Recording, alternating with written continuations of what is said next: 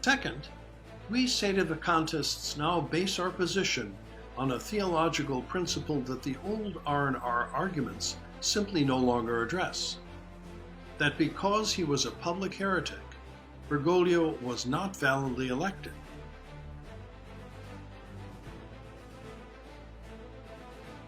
So he had no papacy to lose. The anti-Sedevacantists in the age of Bergoglio, in other words, are stuck in a rut. Wrong theologians, wrong issue. For the past decade or so, a passel of civil lawyers from the R&R camp, Christopher Ferreira, John Salza, Brian McCall, and Robert Sisko, have put out a whole boatload of articles attacking Sedevacantism. These gentlemen argue that a heretical pope must first be put through an elaborate trial process and then declared deposed by the cardinals or a church council before one can say he is not really the pope.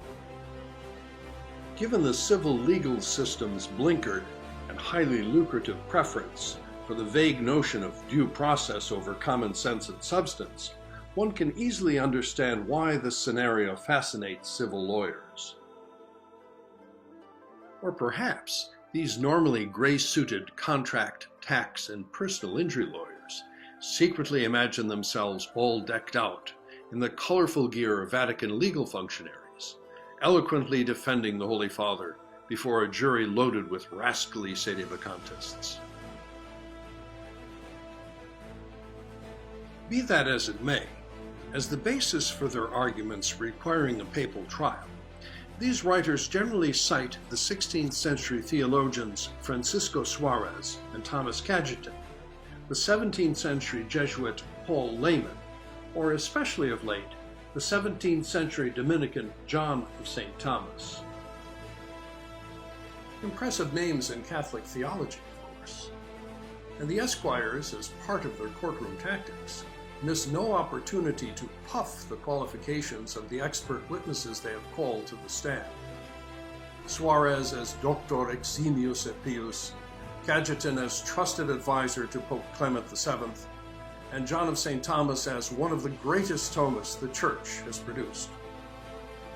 Well, okay, but whatever esteem these theologians may have enjoyed for their other opinions, the theology trained since the 17th century has quite definitively left their teaching on the question of a heretical pope back at the station, an abandoned opinion.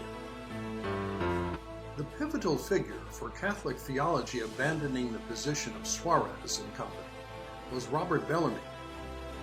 Since the Church declared him both a saint and a doctor of the Church, he doesn't require too much puffing from me. In his great treatise De Romano Pontifice, published in 1610, Bellarmine examined 5 different theological opinions on the question of a heretical pope, and rejected the put the pope on trial first scenario that the R&R controversialists invariably cite. Instead, Bellarmine concluded that a pope who is a manifest heretic automatically ceases to be pope and head, just as he ceases automatically to be a Christian and a member of the Church.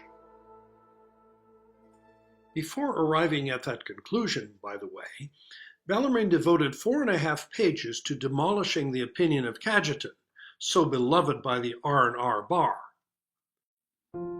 By the 20th century, all Catholic theologians and canonists who addressed the question of a heretical pope followed the teaching of Bellarmine and unanimously adopted his position that no trial was required.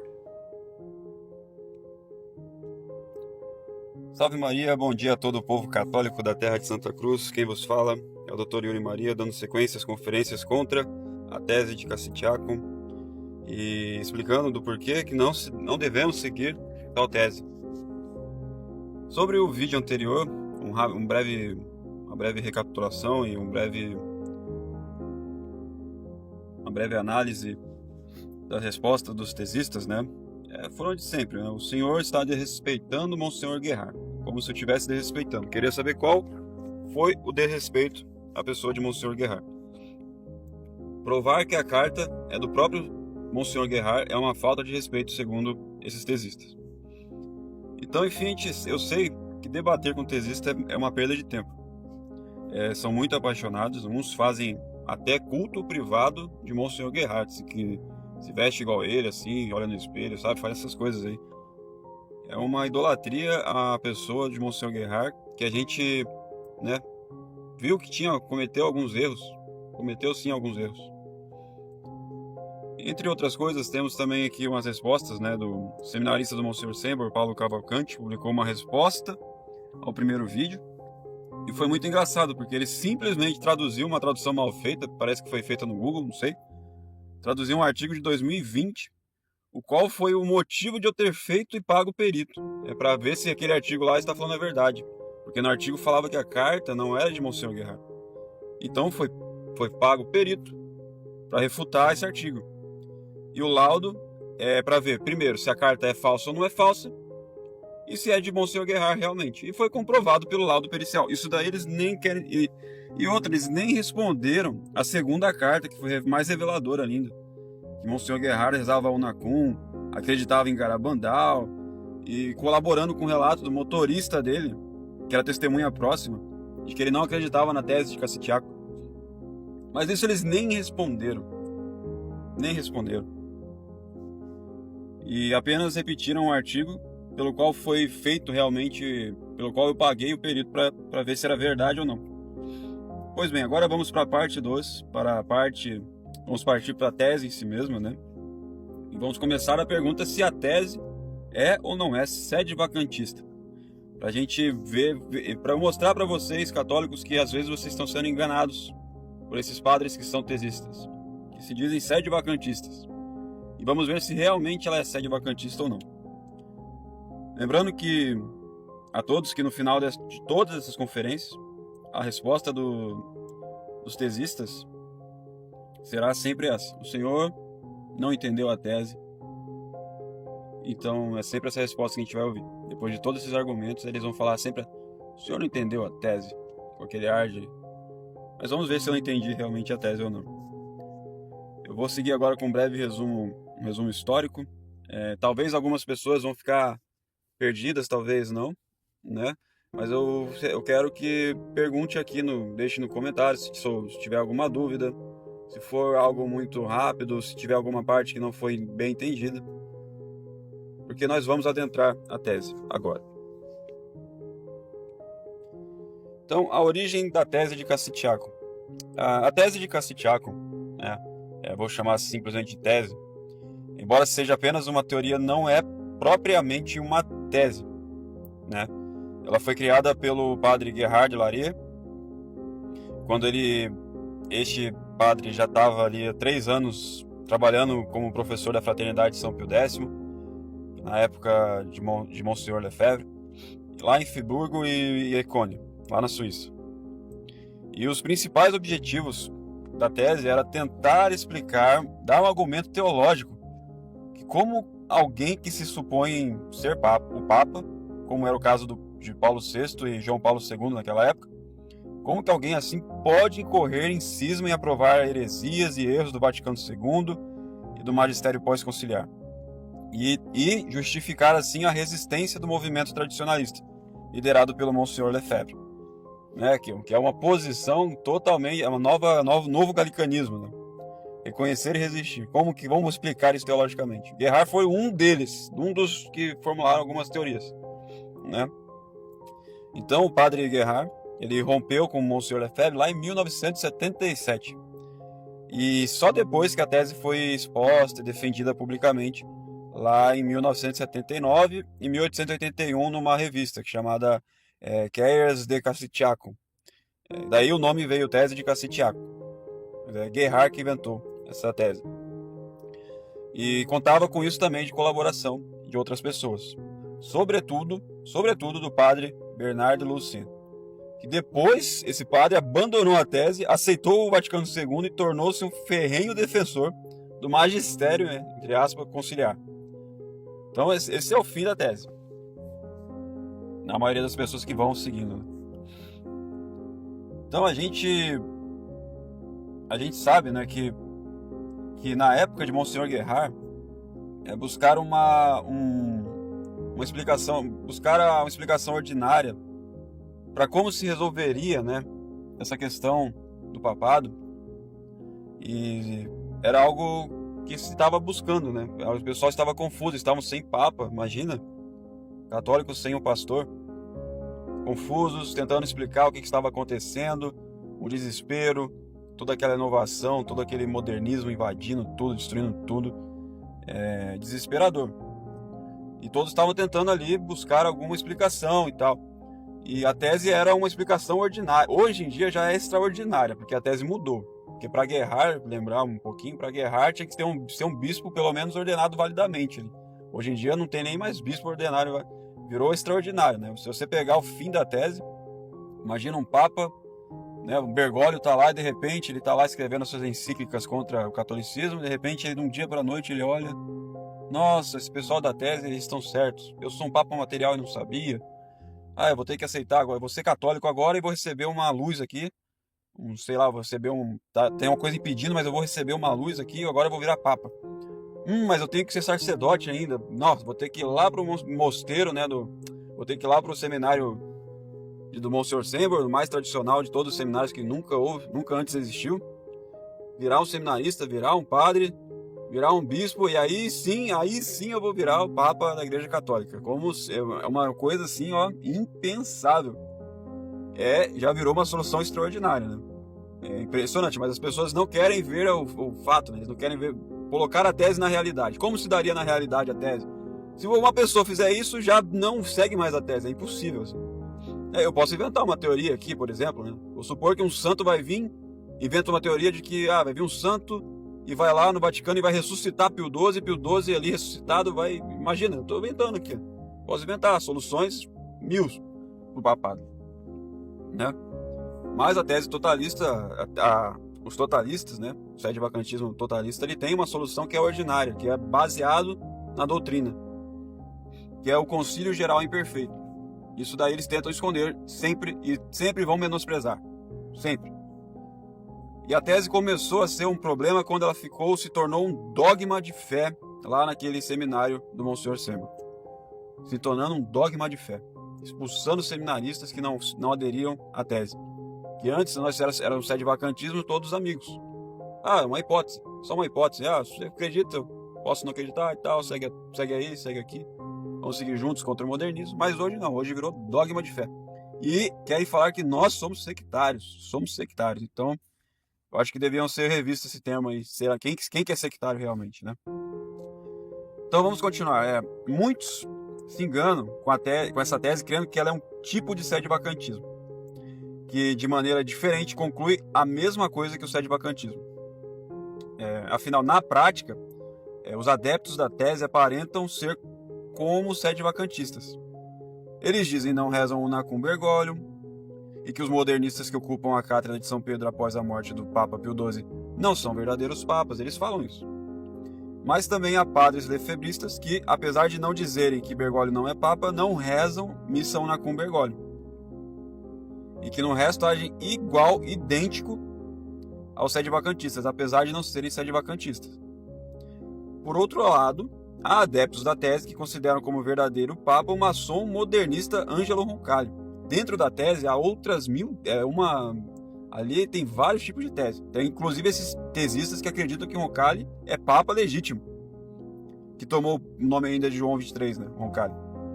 Como é o caso dos seguidores do padre Belmont, e padres que na missa rezavam e rezam no cano da missa não conforme ordena as rúbricas da Santa Igreja, mas conforme a invenção de Dom Guerard, que ele propôs, né, naquela revista, Tese de Cassitiaco. Ele propôs rezar Unacum Sede Apostólica, algo totalmente novo, assim, nunca vi isso. E no site, né, da Liga do Santo Amadeu, que é uma associação de fiéis francófonos, são atendidos pelo Instituto Mater Boni Concili, conhecido como IMBC, que é o maior propagador da tese do mundo, né? Quem não se conhece, esse instituto é o maior propagador da tese. Eles falam que se deve rejeitar a assistência à missa, onde esses falsos papas são nomeados no cano da missa, como acontece nas mitas ditas Unacum, e que se deve preferir a assistência à missa onde no cano se reza com a fórmula inovadora Unacum Sede Apostólica. e explicam com as seguintes palavras. Eles dizem assim, ó, entre aspas: por esta fórmula expressamos toda a nossa submissão e união com a autoridade da sé apostólica. Autoridade que não questionamos quando afirmamos que o eleito atual não a detém. Segundo a tese de Cassitiacum, uma pessoa eleita ocupa a sé apostólica, que não está vacante. Este ocupante, embora permanecendo Papa em poder, não é Papa, não é o vigário de Cristo, não tem autoridade sobre a Igreja. Nestas condições, designar a sé, em vez de designar o eleito como Papa, exprime precisamente esta realidade da persistência da sé apostólica pela existência de um eleito, apesar de não terem recebido a autoridade que deveria ter sobre a Igreja.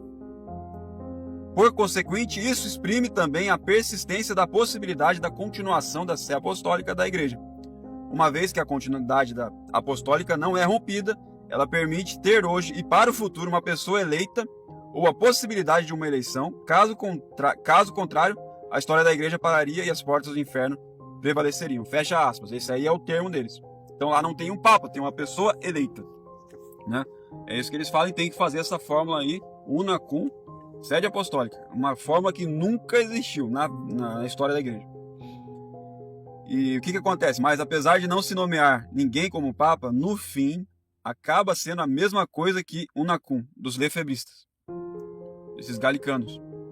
Pois, como ensinam os teólogos e o Papa Bento XIV na bula Ex Quo, essa parte na missa onde se diz por quem e em união com quem a missa é oferecida é a maior expressão de unidade entre o sacerdócio e o restante da Igreja Católica.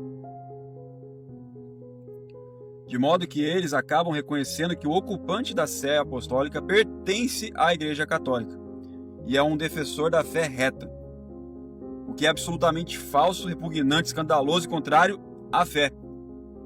Óbvio. Portanto, tais padres da tese apenas dizem que rezam missa não una cum, mas não rezam. Enganam os fiéis católicos.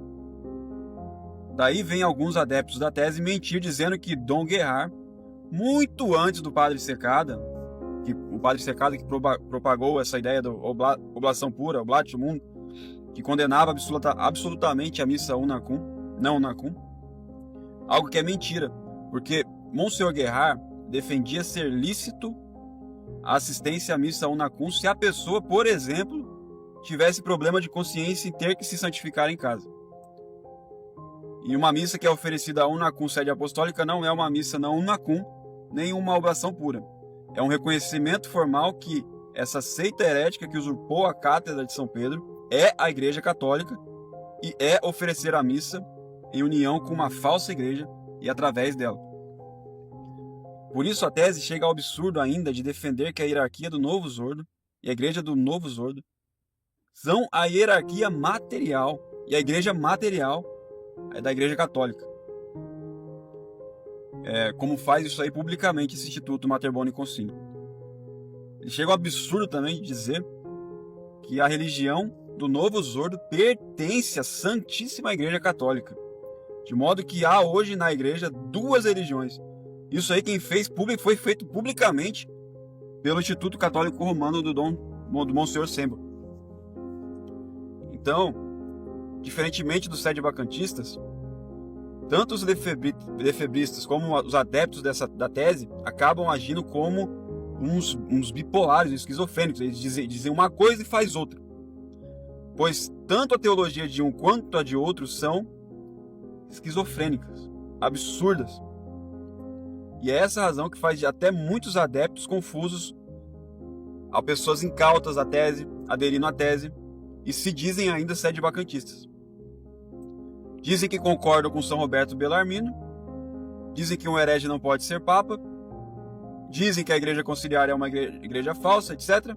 Mas tudo isso é enganação, porque a tese que dizem seguir nega todas essas realidades, todas. Começando por negar o fundamento da posição sede-vacantista, que um herege não pode ser papa de modo algum, segundo São Roberto Bellarmino, modo algum. Porque Monsenhor Guerard era dominicano. Ele se apoiava mais ou menos, assim, digamos, na tese, né, a teologia do cardeal Caetano. Igualzinho faz os lefebristas, fraternidade, igualzinho. Eles tentam ali que seria necessário, né, a sentença de um concílio geral para que o ocupante da sé apostólica deixe em todos os sentidos de ser papa. Inclusive materialmente, segundo o próprio Monsenhor Guerard, como ele disse mesmo. Mas a tese do cardeal Caetano foi refutada pelo São Roberto Bellarmino, doutor da igreja, que demonstrou que devido à heresia manifesta, o ocupante da sé apostólica não poderia ser papa de modo algum, ou seja, nem materialmente, como eles querem, nem formalmente, e que perderia o pontificado sem a necessidade de qualquer sentença. Por isso que a gente chama sede vacantista belarminiano, por causa desse tipo de posicionamento que veio aí. Essas pessoas que preferem a cardeal Caetano do que o doutor da igreja São Roberto Bellarmino. E na matéria que ele foi elogiado das controvérsias católicas. Então esse doutor da igreja, São Roberto Bellarmino, é ainda seguido por 2 doutores. Eles esquecem Santo Afonso Maria de Ligório e São Francisco de Sales. E também por vários outros teólogos, canonistas, sobretudo os após o Concílio Vaticano I, o que é inclusive reconhecido por um dominicano que talvez seja o maior moralista do século XX, o padre Dominique Brumer. Como o herege manifesto não pode ser papa de modo algum, pois a fé é o fundamento do papado, é necessário ter a fé. É evidente que a eleição ao papado de um herege manifesto como Bergoglio é inválida por lei divina. E esse é o ensinamento unânime dos teólogos e canonistas. E até o próprio cardeal Caetano concorda. A heresia manifesta é um impedimento de lei divina para obter o papado. O padre Felipe Maroto, professor de Direito Canônico do Pontífice Colégio de Santo Atanásio, consultor do Santo Ofício, que trabalhou na preparação do Código de 1917, escreveu: ponto A. A validade da eleição, no que diz respeito à pessoa eleita, depende apenas da lei divina. Em outras palavras, nenhum outro impedimento, exceto os previstos pela lei divina, invalida a eleição de um romano pontífice. Por consequente, para uma eleição válida de um romano pontífice, é agora necessário e suficiente que a pessoa eleita seja, 2 pontos, ser um membro da igreja, pois aquele que não pertence à igreja é considerado incapaz de possuir jurisdição, especialmente jurisdição ordinária, e não pode efetivamente ser o chefe da igreja. Por esta razão, os infiéis, os não batizados, não podem de modo algum ser validamente eleitos. Assim também a própria lei divina proíbe os hereges e os cismáticos do Supremo Pontificado. Fecha aspas. Portanto, o que impede os hereges de serem papas não é a sentença da igreja. Não é se eles serem sentenciados canonicamente, como dizem os adeptos da tese. Senão, os teólogos diriam que a heresia é um impedimento de lei eclesiástica e não de lei divina. Os teólogos deveriam dizer, não, a heresia é um impedimento de lei eclesiástica e não de lei divina, mas não, é impedimento de lei divina. E o padre Secada, no artigo Tradicionalistas e Infalibilidade do Papa, ele explica essa confusão que os lefebristas e os adeptos da tese cometem, onde ele responde o argumento de que ninguém é herege sem a igreja condená-lo como tal. E assim explica o padre Secada, entre aspas, ele diz: esse argumento confunde a distinção que os canonistas fazem entre 2 aspectos da heresia: a moral, que é a heresia enquanto um pecado contra a lei divina, e o canônico, que é a heresia enquanto um crime, um delito, contra a lei canônica. Esta distinção é fácil de compreender quando se aplica ao caso do aborto, né? Podemos considerar o aborto sob 2 aspectos: um moral, pecado contra o 5º mandamento, que resulta em perda de graça santificante, e 2, canônico, crime contra o cânon 2350, eu acho, que é do Código Canônico, que resulta na excomunhão automática, ipso facto. E no caso da heresia, advertências somente entram em jogo, assim, digamos, quando é para crime canônico da heresia. Essas advertências não são obrigatórias para que se cometa o pecado de heresia contra a lei divina. É como explica o canonista Michael, que nos dá uma clara distinção. pertinácia não inclui necessariamente longa obstinação do herege, advertências da igreja. Uma coisa é a condição para o pecado de heresia, outra é a condição para o crime canônico de heresia, punível por lei canônica. Então, é o pecado público de heresia que faz o Papa perder a autoridade de Cristo. Se uma situação assim acontecesse, diz o canonista Coronato, ele, o romano pontífice, iria, por lei divina, cair do seu ofício sem nenhuma declaração.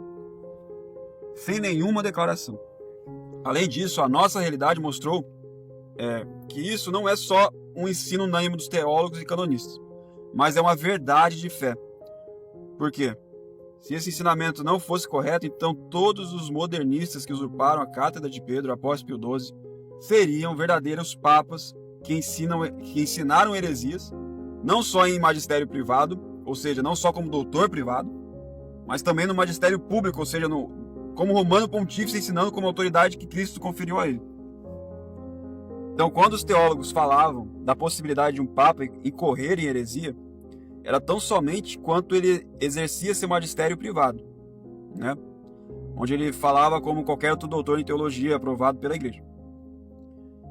Que é o que o Papa Bento XIV escreveu em um dos seus livros, dizendo que ele não falava na autoridade de romano pontífice, mas de um teólogo como qualquer outro. Geralmente isso também vale para quando o Papa está se pronunciando em uma audiência ou em um sermão. Nesses casos, o Papa não é infalível. Ele pode pecar contra a fé, ensinando até publicamente uma heresia. Mas os teólogos e o magistério jamais admitiram a possibilidade de um Papa ensinar a heresia em seu magistério ordinário, que geralmente é exercido em encíclicas e em outros documentos papais. Pelo contrário, o magistério já condenou tal ideia. Pois, como ensinou o Papa Pio XII na encíclica Humani Generis, as palavras de Nosso Senhor, quem vos ouve, a mim ouve, quem vos rejeita, a mim rejeita, valem para o Papa não só ao exercer seu magistério extraordinário, mas também seu magistério ordinário. E conforme a encíclica na Statis Cognito do Papa Leão XIII, se a igreja em seu magistério pudesse errar em doutrina de fé, seguir-se-ia o que evidentemente é absurdo, que o próprio Deus seria o autor do erro dos homens. O que seria heresia, pois Deus, sendo perfeito, não pode se enganar e nos enganar. Ademais, a indefectibilidade da Igreja Católica a protege do erro. E isto é um dogma. Portanto, seria contrária à fé católica a possibilidade desses modernistas serem papas.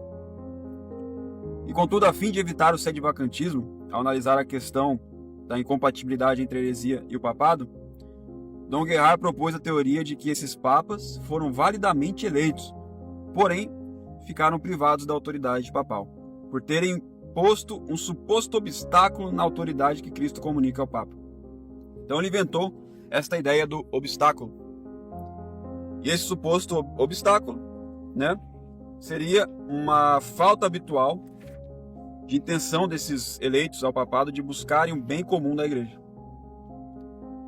que em última instância é a lei máxima da igreja, a salvação das almas. A lei suprema é a salvação das almas, que se alcança através do ensino da verdade e da reprovação do erro, através da devida recepção dos sacramentos, através da perpetuação do sacerdócio, da manutenção da igreja, etc.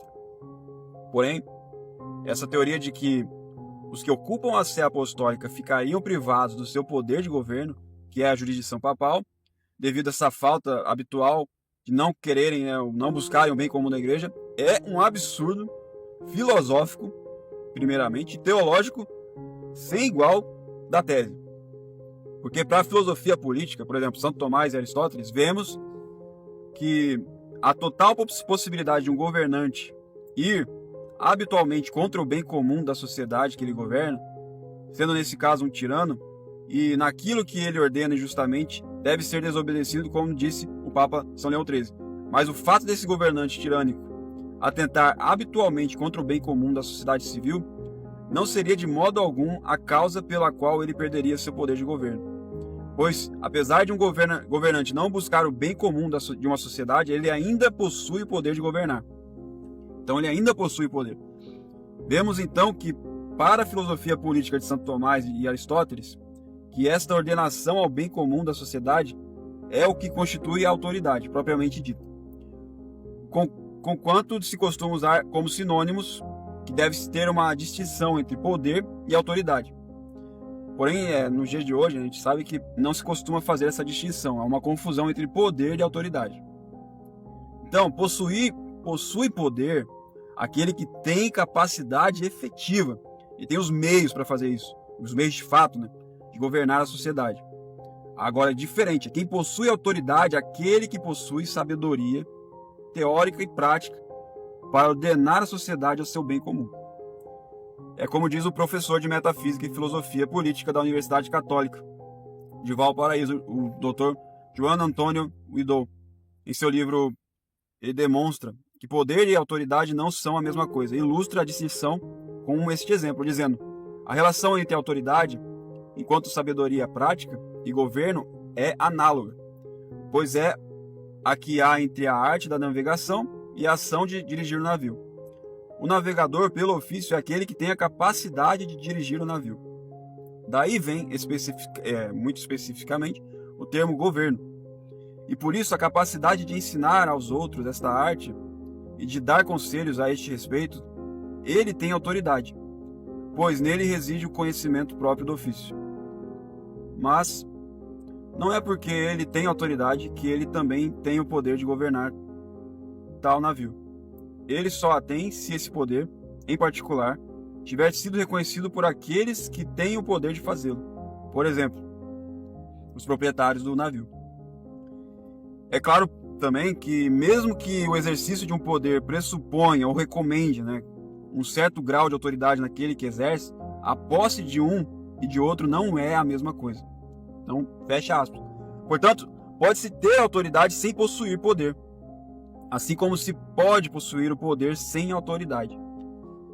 E o exercício de um poder sem autoridade é o que constitui a tirania de um mau governante. O mesmo vale para a teologia eclesiástica, onde geralmente os princípios filosóficos que servem de base para o direito humano também se aplicam também à igreja. Por exemplo, uma sociedade que a igreja é uma sociedade religiosa, tanto que nenhum teólogo jamais disse, que um papa ficaria privado de seu poder de governar a igreja se ele não buscasse o bem comum da igreja. A gente nunca viu isso. Nenhum teólogo da igreja disse isso. É pelo contrário. A gente lê, por exemplo, em São Roberto Bellarmino e tantos outros, que eles falam da possibilidade de um papa que, embora não fosse herege, tentasse destruir a igreja e perturbasse as almas, o que permitiria aos inferiores resistirem ao Papa. A gente vê isso nos teólogos. E assim diz São Roberto Bellarmino, entre aspas. Assim como é lícito resistir ao pontífice que agride o corpo, assim também é lícito resistir ao que agride as almas ou perturba a ordem civil, ou sobretudo aquele que tentasse destruir a igreja.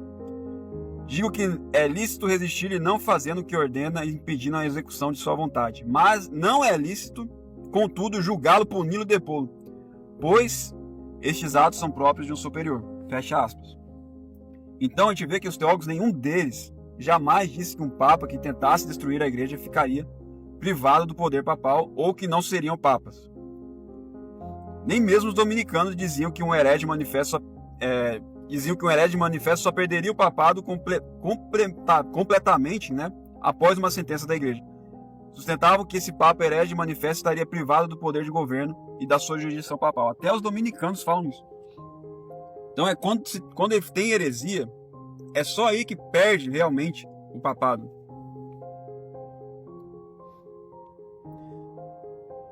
Mas enfim, esse erro,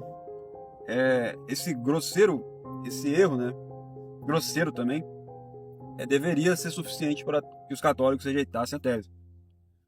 No entanto, muitos adeptos da tese se envaidecem, a gente vê, porque seguem essa tese. Só aparenta ser complexa e tomista, ela só aparenta. E que na visão deles, só entendem, aqueles que entendem suficientemente de filosofia e teologia escolástica.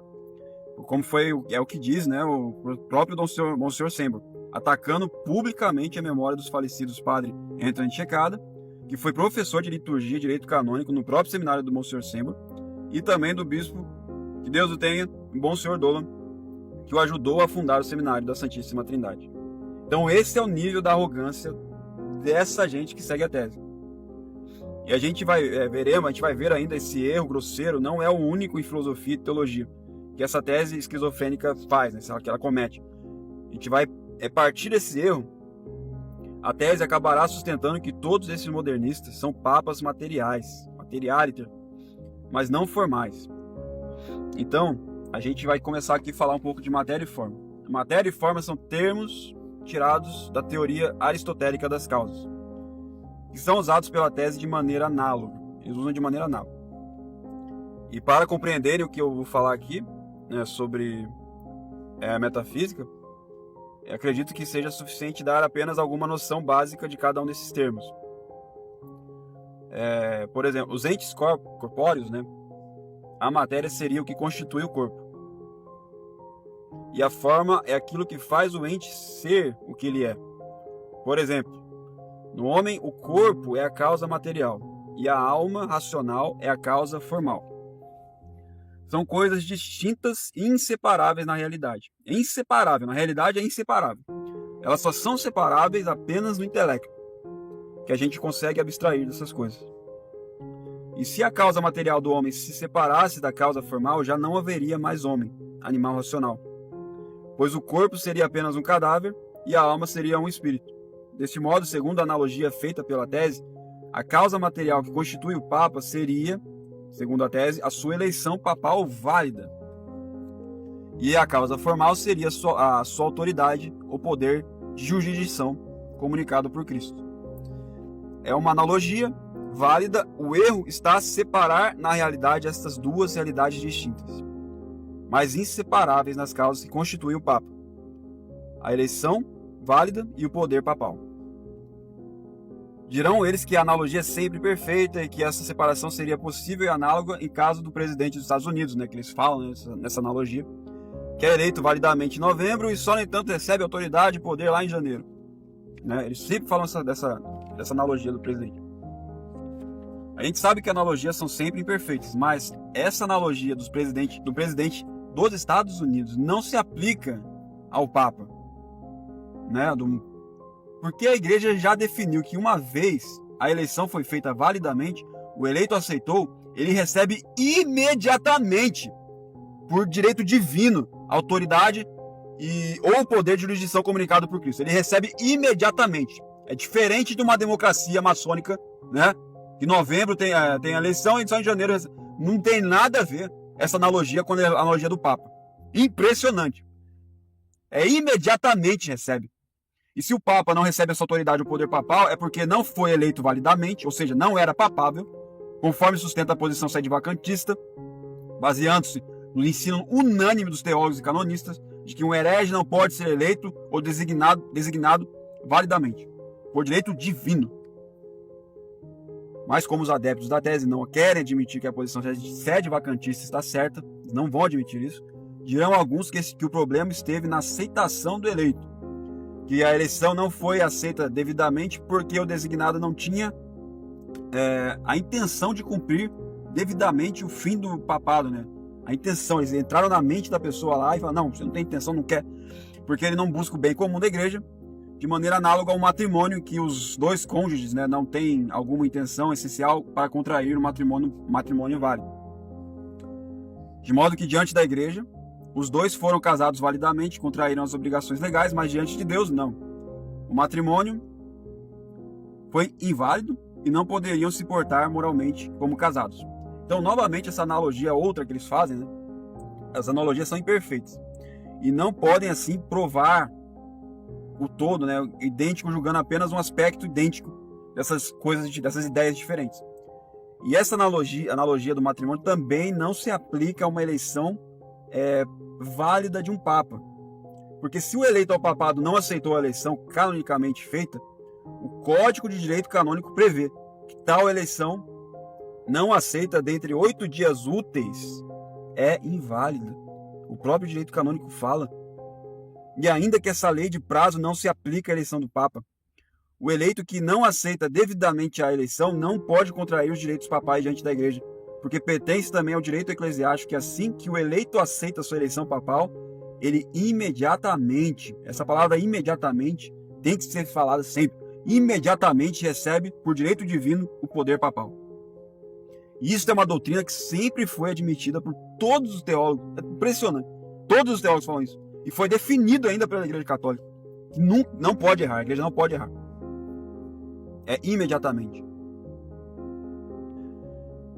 Então, se para a tese não há razão para a incompatibilidade entre heresia e jurisdição papal, eles falam que não há incompatibilidade, menos ainda há entre jurisdição papal e uma suposta intenção de tentar destruir a igreja e perder as almas. Enfim, é como disse o célebre teólogo e canonista, que no século XX foi professor da Pontifícia Universidade Gregoriana Jesuíta Félix Capello. Não se pode falar de eleição propriamente dita se o eleito não adquire o direito de exercer jurisdição. Félix Capello. Outros adeptos da tese, vão dizer que houve a eleição válida, que o eleito não só é verdadeiramente papa de acordo com as leis da igreja, que é papa de direito, mas que também adquiriu o poder papal que decorre da ordem natural da igreja. E essa teoria de poder papal que decorre da ordem natural da igreja é primeiramente desenvolvida pelo que a gente já se referiu aqui, pelo padre Bernard Lucien, que ele tentou, para explicar como os papas materiais, que careciam do poder que decorre da ordem sobrenatural, que seria a jurisdição papal comunicada por Cristo, poderiam eles designar eleitores para um conclave válido e mudar as leis do conclave que estão ordenadas tão somente à ordem natural da igreja. Então daí vai surgir outro absurdo teológico dos adeptos da tese, que separam o poder de designar, eles separam esse poder de designar do poder de jurisdição. Essa é a novidade teológica. Vamos separar o poder de designar do poder de jurisdição. Embora esses dois poderes são distintos, o poder de designar supõe que ele tenha poder de jurisdição. Isso é óbvio isso. É impressionante. Então todo ato de administração da igreja supõe em foro externo a jurisdição ordinária, ou a jurisdição delegada por alguém que possui jurisdição ordinária. Então vou dar um exemplo. Os cardeais, ao eles designarem, quando eles designam alguém, exercem então o seu pleno poder de jurisdição delegado pelo Papa, que para exercerem conforme o regulamento do papal vigente. Então eles recebem plenamente o poder de jurisdição. De tal modo, a tese acaba negando uma doutrina definida também pela igreja. Eles ficam num beco sem saída, sustentando uma vacância que não existe na teologia católica, que jamais foi admitida pelos teólogos e menos ainda pela igreja. Pois, como ensina a igreja, um ofício pode ficar vacante de apenas duas formas. Só tem duas formas para algum exercício ficar vacante: material ou de fato, e formal ou de direito.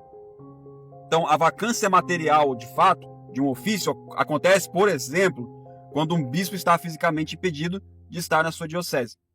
Daí se diz também que a sé está impedida. E isso não tem nada a ver com a tese, como querem dizer alguns. Tem nada a ver. Porque quando se a vacância formal ou de direito de um ofício aconteceria quando não há nenhum ocupante que tenha sido legalmente designado para tal ofício, e ainda assim um ofício que esteja em vacância formal ou de direito poderia ao mesmo tempo não estar em vacância material ou de fato, pois alguém poderia estar ocupando ilegalmente aquele ofício. É como acontece com os cismáticos orientais. Eles não têm poder de jurisdição, mas mantêm as sés apostólicas ilegalmente, em uma sucessão apenas material. Então a tese parece que inverte esses dois tipos de vacância quando ela sustenta que os papas materiais mantêm uma sucessão legal de designação. Mas em realidade eles acabam sustentando uma vacância que é como se a vacância de direito ou a vacância formal pudesse se dar de dois aspectos distintos da designação legal, ou o material e o formal, onde o material é o mero exercício, ele apenas faz exercício e a possessão do poder de designar, e o formal seria aí sim, aí a jurisdição suprema. Mas essa é uma distinção absurda que não tem fundamento nenhum na teologia católica, cria uma ideia de vacância também absurda. A única vacância que o católico pode e deve constatar é a vacância formal do papado.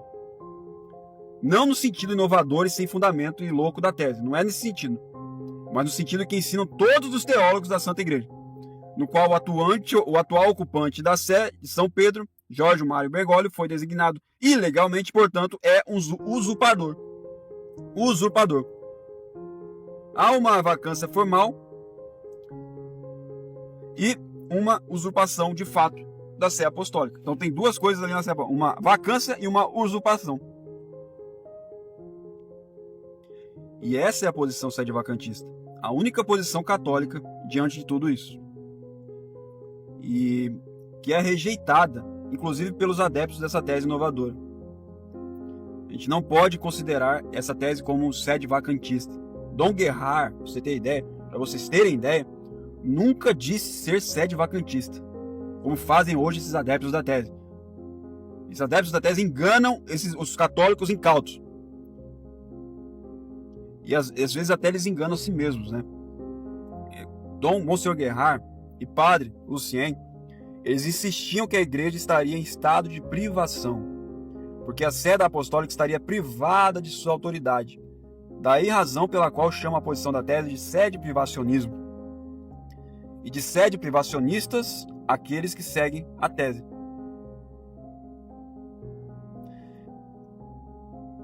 Então, é necessário usar esses termos sempre para distinguir a posição de alguns lefebristas do sedevacantismo. A posição do padre Calderon, por exemplo, da Fraternidade, além de reconhecer alguma legitimidade no falso clero da Igreja Conciliar, como faz a tese, sustenta ainda que tal clérigo não tem autoridade nenhuma e por isso todo o magistério conciliar não tem nenhum valor. É uma posição próxima, assim, namora a tese de Cassitiaco. E é assim uma posição chamada RR, inclusive pelos adeptos da tese, que é uma posição, né? Então não há razão para considerar a tese como uma posição sedevacantista. É uma posição reconhecer e resistir.